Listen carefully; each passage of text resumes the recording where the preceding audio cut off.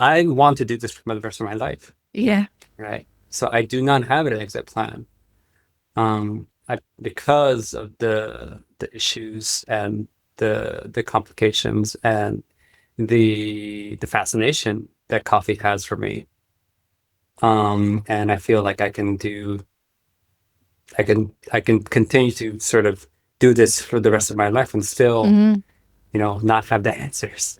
But that's what I love about it. The Middle East is the origin of brewed coffee, and now it's also home to one of the world's most dynamic and misunderstood coffee markets. At Map It Forward, we're proud to launch the new direction for the Map It Forward Middle East podcast. New conversations in English exploring the businesses, people, and ideas shaping the future of coffee in the Middle East. You'll hear from values-driven founders, supply chain innovators, and entrepreneurs doing things differently, all with one goal in mind: conspiring to each other's success. Whether you're based in the Middle East or exploring how to bring your business to the region, this podcast offers real conversations that go beyond the headlines. Subscribe now by searching Map It Forward Middle East wherever you get your podcasts. Check the show notes for details. Welcome to the Daily Coffee Pro by Map It Forward, friends. I'm your host, Lee Safar, and this is episode 3 of an awesome 5-part series with Yozo from Kurasu in Kyoto.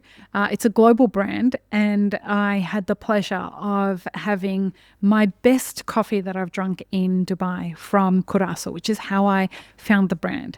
And I've been delighted by everything I've learnt about Kurasu since. Today, we're going to talk with Yozo about building a solid brand before expanding. So in the next episode, we're going to talk about expanding it. But what's important, and the reason we wanted to talk about this, is you establish a brand, right? You've got to figure out if people want what you've got to sell.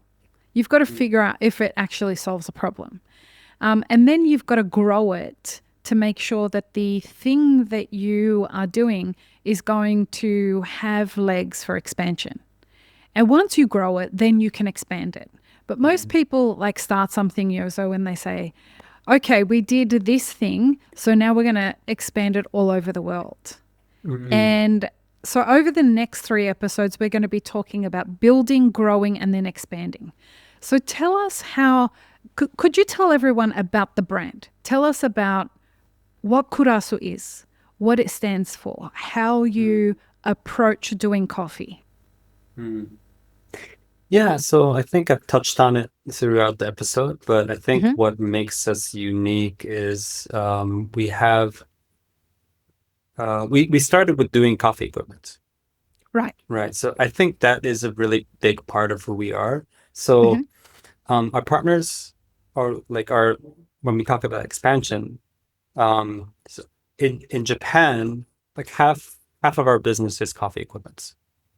Oh, wow. So that So big a part of it. That's okay. That's so interesting. coffee equipment and the Cafes. coffee roasting, coffee shop side, right? So it's not going to be the same for the different shops overseas. They're more focused on the coffee shop side, but I think a lot of people really know us from the coffee equipment side, and that home brewing, our focus on home brewing, our education side, because we used to do a lot of YouTube videos as well. That we Oh, really? when not as many people were doing YouTube. Not everyone is doing it, you mean? Yeah, exactly. Like Back in the day. podcasting. Yeah. So that's another thing that people, especially in Asia, I think, maybe not as much in the States or Europe, but I think especially in Asia, other parts of Asia, a lot of people approach me similar to, I started, I bought my first origami, but I learned how to brew coffee through Kurasu, right, through YouTube. So thank you so much. I didn't know how to brew a pour over, and through Kurasu. So I feel like Kurasu, we really do. We have been, organically, we have been able to capture that part of the community that loves to brew coffee as well. So that makes that sets us unique in that part. And of course, again, we talk about Kyoto, we talk about Japan. I think the city, this country, the culture here, um, it sets the foundation of our values so much, right? Mm. So and at the same time, I would add, because I do have that international background, Yeah. right? So we try to merge those two. We of course have the base foundation of being a brand from Kyoto, but we have different. We are able to engage and have different perspectives and knowledge from all over the world, and we try to incorporate that into the brand.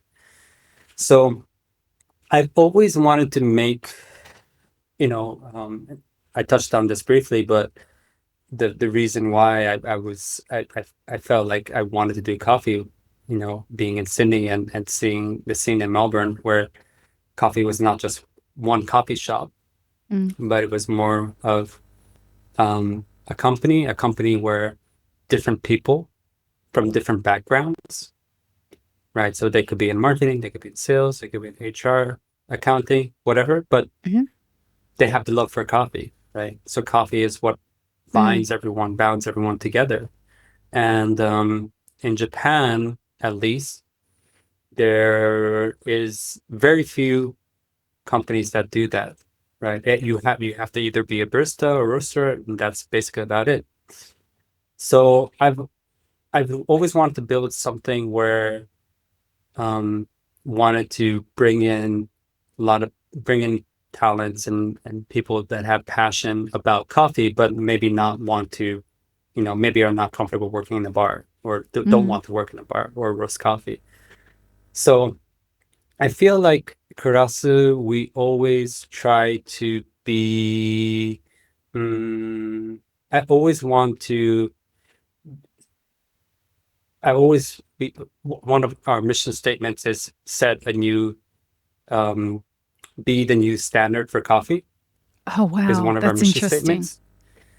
Yeah. So and that goes, I think, in particular for the Japanese coffee community, right? Because we are, mean, from an outside perspective, it might not be maybe something that's different per se. Hmm. Having the equipment side, having, different people from different backgrounds working under the same, roof. But it does not happen, you know, in Japan, at least. So we want to try to bring different values and different ideas and different backgrounds, and combine everything for and have everyone sort of together through the love of coffee. So that's So, sort of how. Yeah. so when you Yeah. do Right. that, do you look Mm-hmm. at this idea of we have to set where the coffee industry, or what not the standard, but when you're pioneering, when your intention is to pioneer in an industry, and it's quite a statement, right? Like and you've Mm-hmm. built you have the track record that says that you're able to do that, that you deserve to occupy that space for whatever that Yeah. means, right? But when you approach holding yourself to that kind of standard, what decision, like what are you looking for to be the next thing where you can raise the level? Are you looking for something specific? Mm-hmm. Does it come from you? Where does the inspiration for setting that next level come from Mm-hmm. every time? Because it's never stagnant, right? It is never stagnant, but I feel like the end goal, no, well, maybe not the end goal. There's never going to be an end goal, I feel, but I feel like, because coffee is just so complex, right? And the Mm. issues that are bound for coffee is just, it's never ending, right? And that's Do you sort of mean what I. from a supply chain perspective or a business perspective, or which perspective? Sorry to interrupt you there, but I'm just trying to get it. Everything. Everything. Everything, Because right? everything I, first. I think, Everything. I think you would agree to that, right? It just I, when you talk yes, about I'm of doing a little course, when you dance talk inside. of course when you talk about the supply chain side, wow, okay, that's something that I think we've more recently started to dive more deeper into, but that is like a um, that is something that is something that is just spans, obviously throughout the globe, right? So and the issues are so multifaceted, right? So that's that's something that really keeps me going, actually. Really? That's something that I feel like one thing that we do talk about, right, with friends from overseas, Yeah. like with the coffee roast. What's your exit plan, right?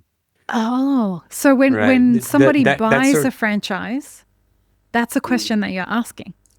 no, sorry. I mean from other coffee roasters. Okay. All Yeah, right. my friends in the industry Right.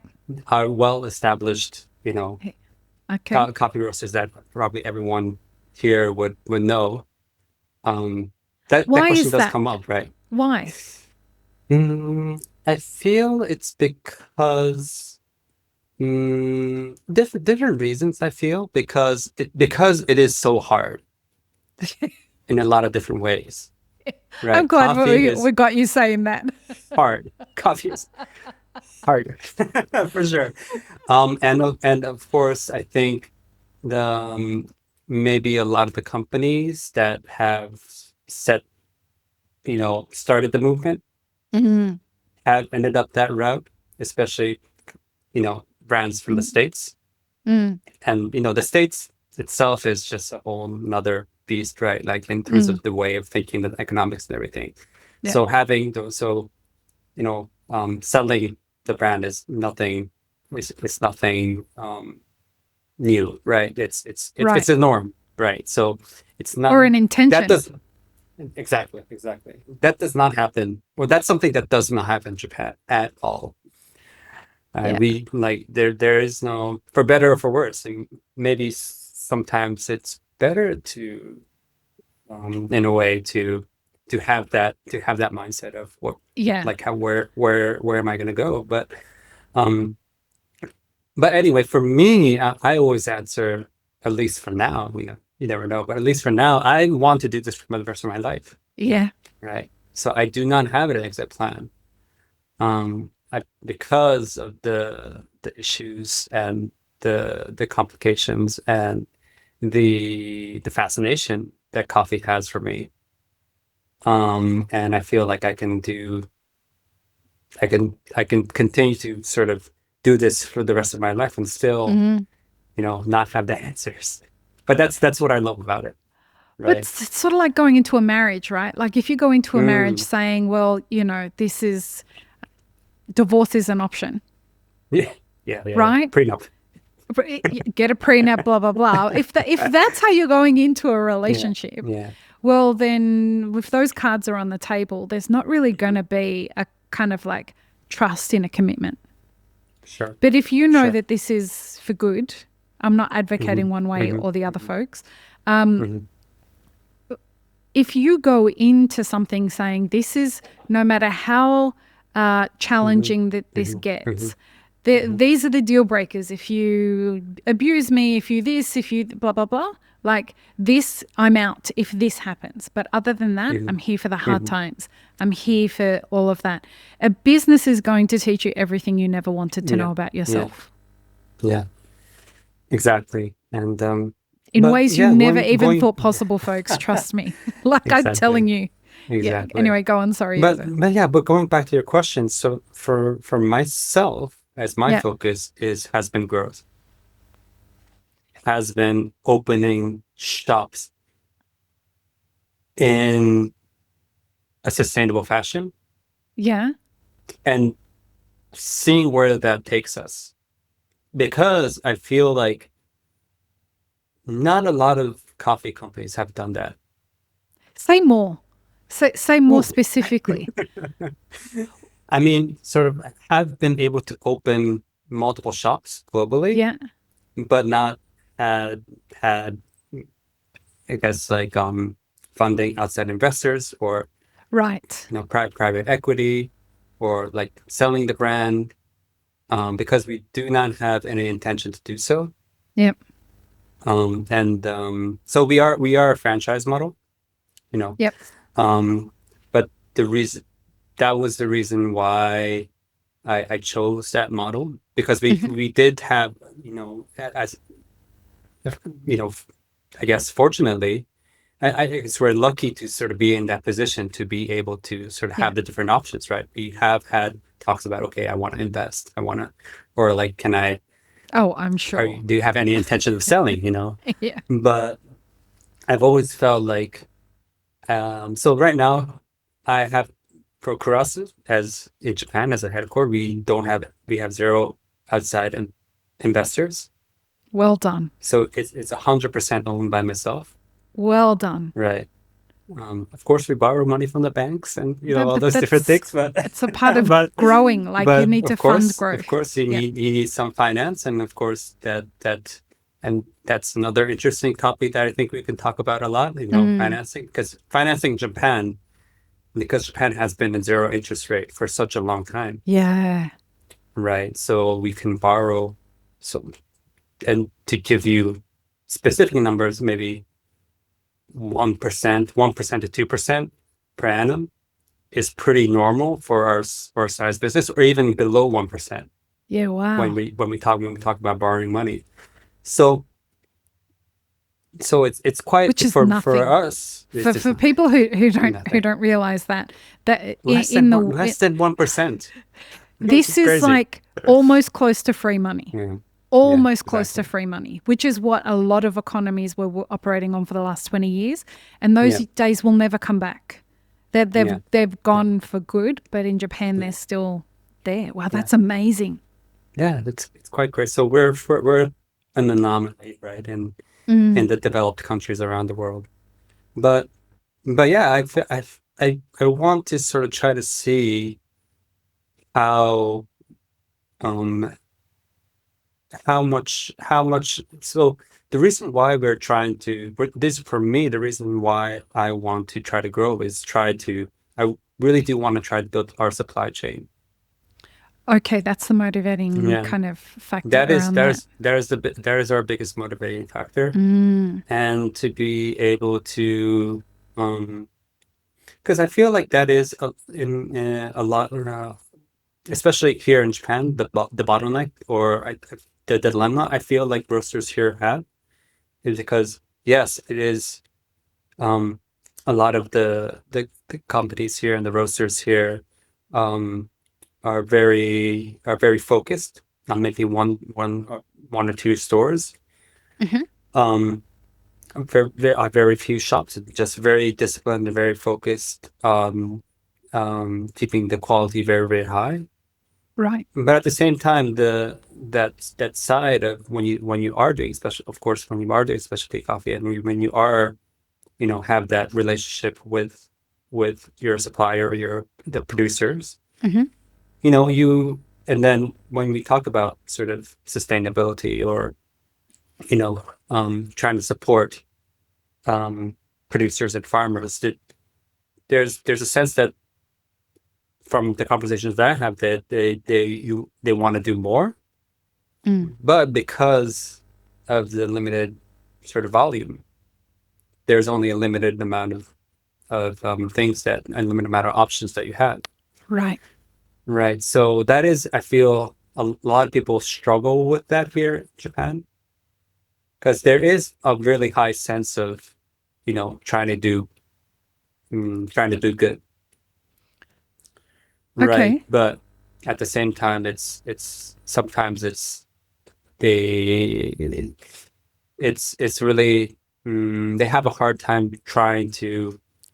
um trying to approach that, or trying to really Figure out have the an impact. logistics of how they can do Exactly. something like that. Exactly. Exactly. So, Exactly. so when you say people want to do good, uh, Mm. can we get some specifics around that? So, are Yeah. we talking about, so for example, are people in Japan focused on environmental sustainability and the impact Mhm. of the way Mhm. that their food, coffee being one of them, is grown? Yeah. What kind of footprint that's going to leave?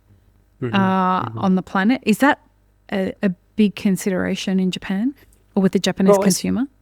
Yeah, especially those are two different questions in a way, because the consumer side and the industry side are quite different, right? Because the consumers are, I think,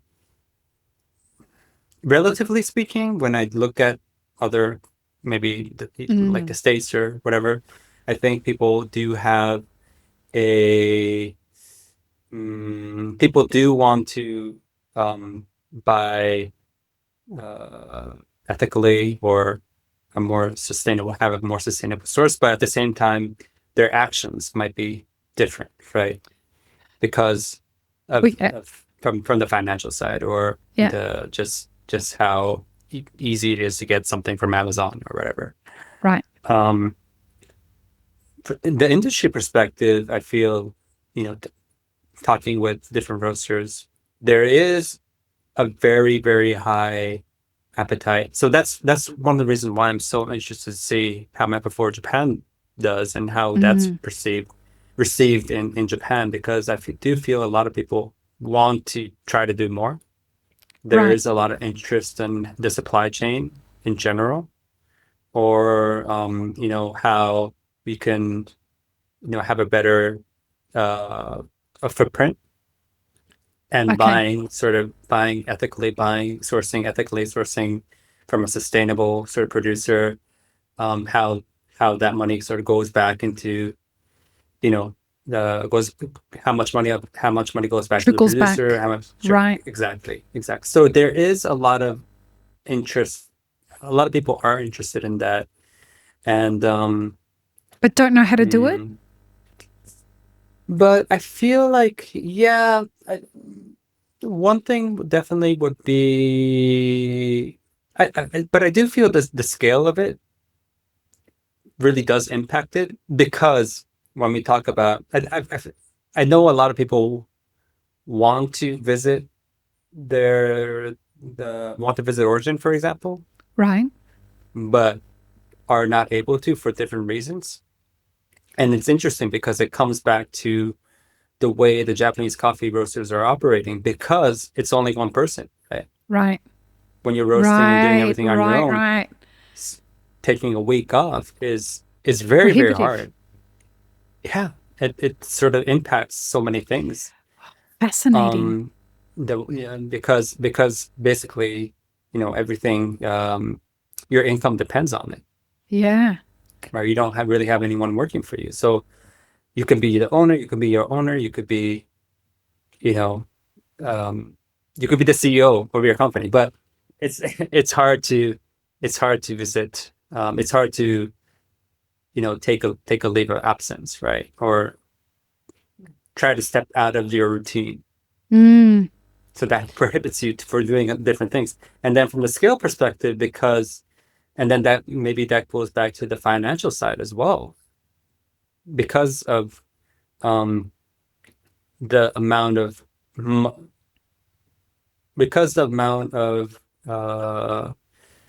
money that they are able to make, and the profits that they are able to make. They are able to make profits, they are able to sustain.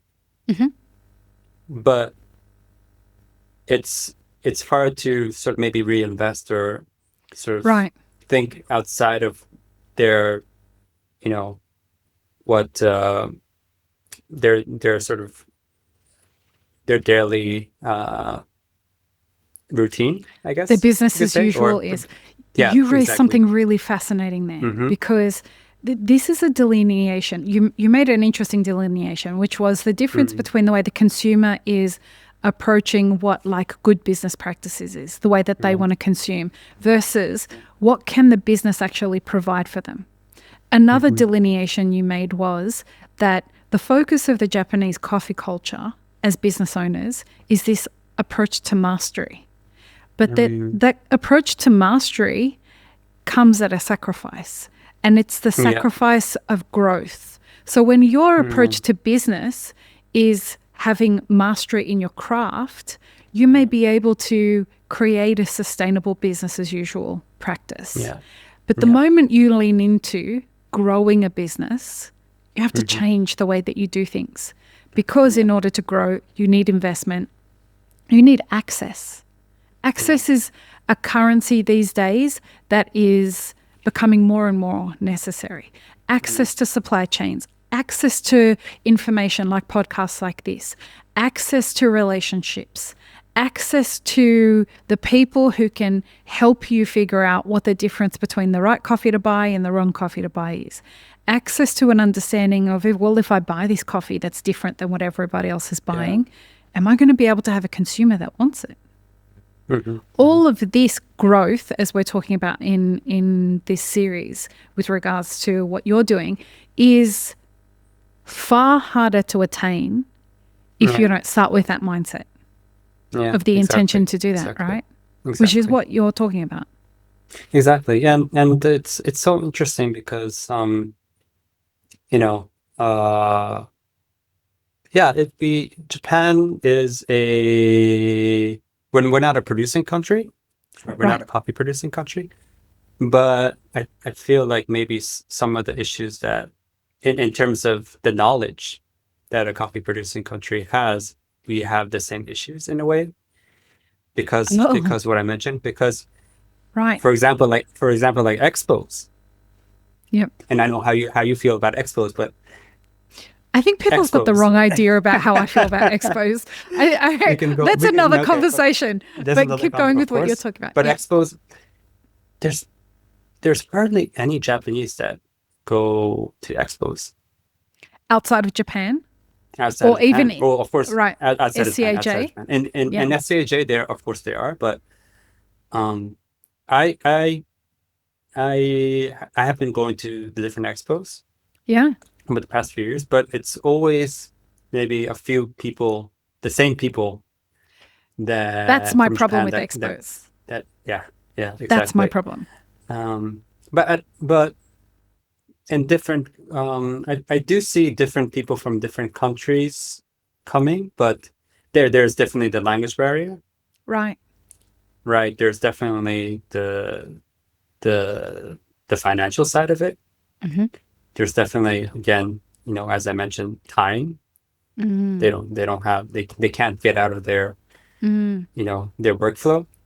And again, the information just in general, like even online or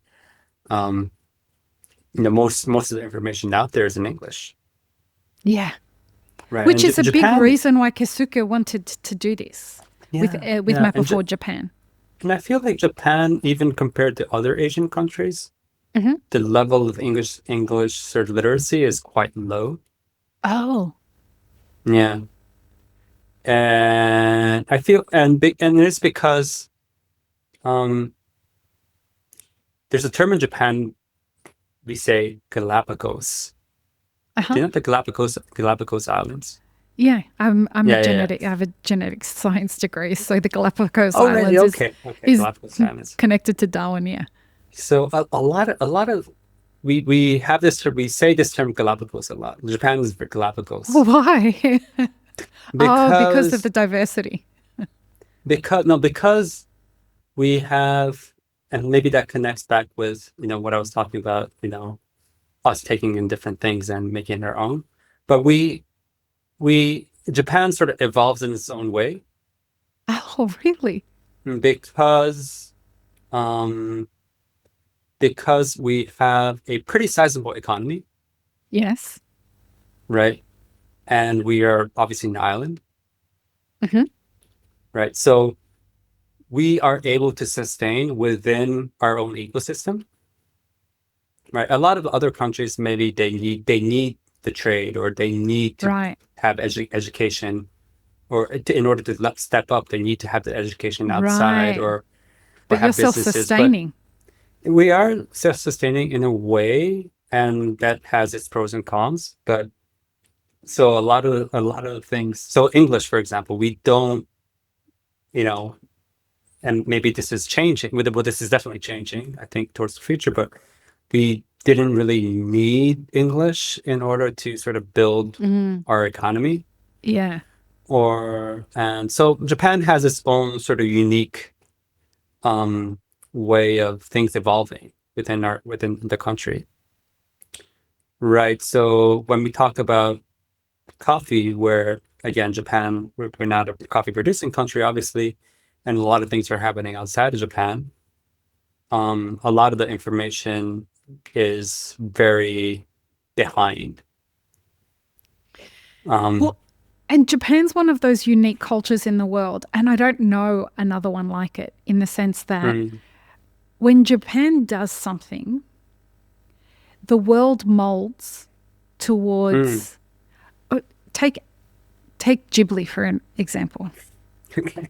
You know Yeah. what I'm saying? Like, Yeah. it's Yeah. Yeah. Yeah. so authentic the way that it is. And for those who don't know, go look it up. You will not regret a single second of anything you consumed from Ghibli. Yeah. Labubu, on the other hand, you will. Do you know what labubus are? I have no idea. What are they? Okay, I'm happy for you that you don't know what that is. Uh, Okay. I can tell you don't spend a lot of time on social media then. I will look it up. Don't do it to yourself, bro. Seriously. It is the most Yeah. ridiculous fucking thing that has Okay. existed. No Okay. offense to anyone who's obsessed with Labubu, but I just don't understand it. But Ghibli, on Hmm. the other hand, Ghibli is one of those things that is just the sweetest, most pure, beautiful thing. Hmm. The people decided that they would just absorb it the way that it was and take it in the subtitles. And of course, it eventually adapted. But it's this one of those examples, and Japan has a lot of those in my like from what I've observed, where it set a cultural cadence that the rest of the world wanted to honor. Mm, I don't know another culture like that. mm, It and I guess it's one of those things where people just love going to Japan. People yeah. will tell you that you go to Japan because it's the last place in the world where respect exists and where people honor each other. And I'm like, okay. I mean, I've got to come. But at the same time, it's beautiful to watch people react towards Japan.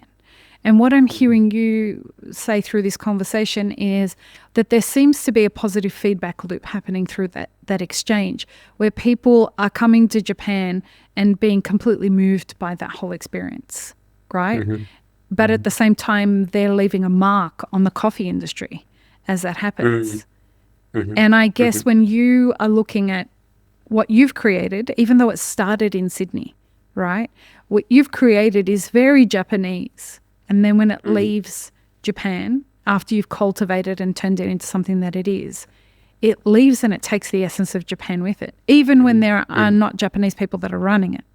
Yeah. But it's Yeah. very clear what the Japanese part of Kurasu is. Hmm. Hmm. Hmm. Yeah. I hope that is the case. Obviously you visit our Dubai shop, but wherever shop that you go to, you feel that, and um, yeah, I do really um we do try to create something that is mm, that has best of both worlds in a sense. Like again, we do have that foundation of Japan, but I am also like I am very, very excited when I learn new things, or when something surprises me, or when I'm when I learn something that maybe proves me wrong, Yeah. right? um, and so in that sense, I do feel like localization is so important. It's the At the same cornerstone of time, culture. yeah, yeah, yeah, yeah, yeah. Because you sort of do it can't just be about, oh, we're Kurasu, we're from Kyoto, consume this, right? Mhm. It has to be about, okay, we hope that we can give you this positive experience, and I hope that we can sort of, you know, um, give you add some value, add some insights, but at the same time, we want to learn more about your culture as well. We want to try to see how we can work with the whatever Mhm. community that we are in, and try to work together, and try to sort of move us forward. So when you right? say that you want to sort of be on the cutting edge and kind of Yeah, make the experience better, that's the approach yeah, that you're talking about. yeah, Is yeah, it's a kind of the opposite of stubbornness. You know, there are yeah, some brands that yeah, are like, this is what we stand for. This is the only yeah, thing we will accept. And what yeah, you're saying is yeah, that's a bit yeah, fluid. yeah, yeah. And that's so hard as well, right? Being Yeah, being man. fluid. So that's what I'm trying to like figure out in terms of like expansion, Yeah. having that fluidity, keeping the quality high, Yeah. And bringing in being different sustainable. people, and just being sustainable, not selling out. There's a lot of things that, and then I feel like at the end of the day, if we are able to accomplish that, if you are able to sort of keep going forward, I would, I know that we're gonna have some roadblocks ahead, Mm. but that's the way of life. But I feel like if we are able to sort of keep on moving forward, we might be the first the first coffee brand that is able to do that. Okay, stop talking. We're going into the next episode because that's exactly where I want to pick that up because, oh my God, okay. Join us for the next episode, folks, because we're going to talk about growing Kurasu beyond its original concept. And I'm going to bring up another brand that some people think are synonymous with sort of like what Kurasu's doing, but it's so different. Anyway, join us for that. Peace, love, and peanut butter. Have an amazing rest of your day. This episode is part of a 5-part series produced by Mapper Forward. Check the full playlist and guest details in the show notes, as well as how you can support our work in the coffee industry. Become a premium YouTube subscriber, explore our Patreon and any brands we've partnered with to bring you this podcast. Please don't forget to like, share, and subscribe. It really does help us grow our audience.